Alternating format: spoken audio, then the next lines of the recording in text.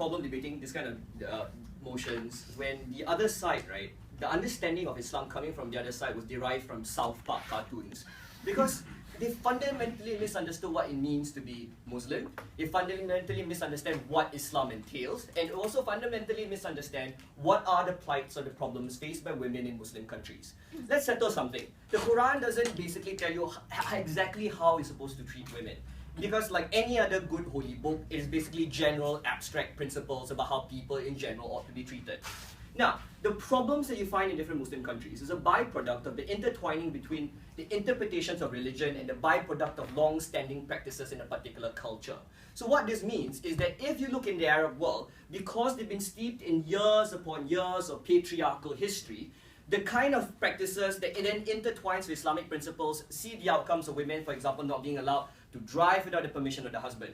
The Quran says nothing about women driving, because if they did, it would be fucking impressive. What we want to highlight here is that this is an important part. Precisely because culture is the problem here. We need to add a diversity of voices because culture is malleable. Culture can be negotiated and culture evolves. And the way to do this is to expose culture and to allow for cultural interaction. That way people can negotiate what they want their culture to be. And the best way to do this is to introduce as many voices as possible, even if that means radical Western feminists, who I'm going to argue later is actually a pretty good thing. Another thing we've got to understand is that Islamic feminists aren't just going to roll over and die once Western feminists, whatever that means, and Islamic feminists, whatever that means, come into the picture.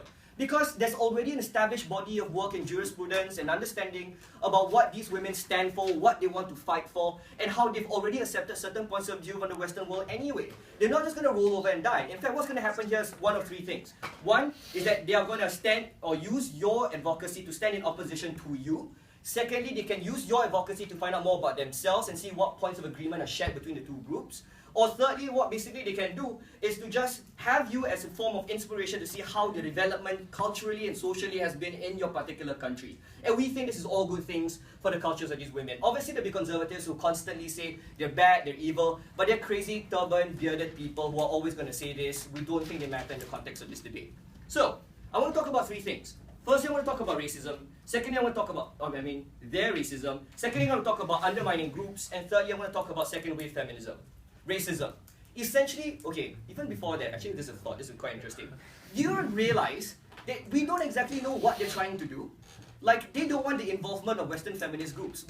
In what way? What does that mean? Though, are they not supposed to communicate with each other as whatsoever? Are they going to ban all Google searches or works published by these people? Are they never going to allow visits and allow them social visit passes? What exactly does their policy entail? Are you going to block all Hollywood movies as well? We just don't get what they're trying to do. Because what we think is happening on our side is that there will always be the bleeding of culture between countries. What we would rather them do is to have the groups situate themselves within the country itself.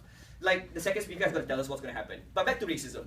Why they're racist is simply put, because they're essentializing people. They're basically saying that for you to be an Islamic feminist, you're supposed to be of a certain way. You can't share traits or you can't have similar understandings with other groups. Notwithstanding the existence of groups like, for example, the Sisters of Islam, who oppose apostasy laws in Malaysia, because they believe, like most good Western feminists, that people shouldn't die for leaving their religion.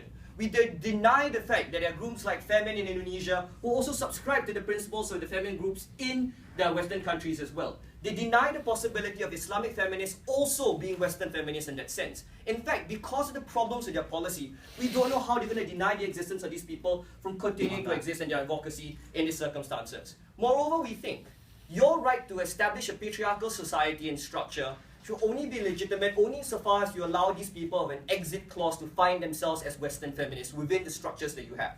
What does this mean? Very cheap. It's simply this. Your right to establish a patriarchal structure will only be tolerated if you allow people who don't subscribe to that culture to be able to understand why they don't subscribe to that culture. If this is because they see themselves as Western feminists, then your legitimacy is hinged on them being able to find themselves. And the only way that can happen is for them to be able to interact with Western literature or literature of Western feminism. To the extent, they're obviously going to say, can't then you just leave that country and go somewhere else? No, that's persecution. What we want them to be able to do is to find themselves within the structures of that country, and that's the only way you can achieve is by having our people coming over to your countries. No, thank you. Secondly, how do you undermine groups? Precisely what they said, right? If you deny their involvement, assuming there's some kind of policy on their side, where you deny the involvement of Western feminist groups, then what's going to happen is that these people in Middle Eastern countries or Muslim countries are only going to get filtered, adulterated perspectives of what it means to be a Western feminist. All they see will be people running around without a bra. All they'll be able to see will be angry feminists talking about how they want to burn their own bras. They don't understand why there's a fixation with bras, basically. So what we want them to do is that we want them to be able to situate themselves in the countries themselves, so they can see for themselves what their advocacy means. That's not adulterated by news outlets. They're not adulterated by the misperceptions within these countries themselves. But secondly, what's going to happen on their side is that they're going to undermine the feminist groups within these countries as well. Let's not kid ourselves. Groups like Sisters of Islam will still want to look towards Western feminist groups because firstly, they want to understand how your advocacy was carried out in your own respective countries. They want to see whether they have points of agreement with you as well. So maybe they'll have Skype sessions, they'll read your published works or whatever it may be. Now, what's going to happen on your side is that it's going to be all clandestine. For you to carry out your prohibition, the language of your prohibition must be such that their advocacy is so bad and evil, it ought not to be tolerated, and that's why it's prohibited. So for people within that country, what you're going to do and think is that you are cooperating with people who are so evil, which means that you undermine the standing and the legitimacy of these feminist groups within their own countries themselves. And what happens is that any gains that you have will be retrograded, and we think that's extremely bad. Next, second wave feminism. Simply put, second wave feminism isn't as bad as people might think it to be. It has evolved since then. It's about understanding the cultural context of a particular oppressed minority, in this case women, and trying to find ways to better themselves. Previously, with the shared experiences of white women within Western countries, we think the next step that has to go on here is for them to locate themselves within the structure of Muslim countries as well. What does this mean? For Western women, they think being able to bear their breasts is the ultimate expression of freedom. But that might be the ultimate expression of freedom for women in Muslim countries. But they can't understand that.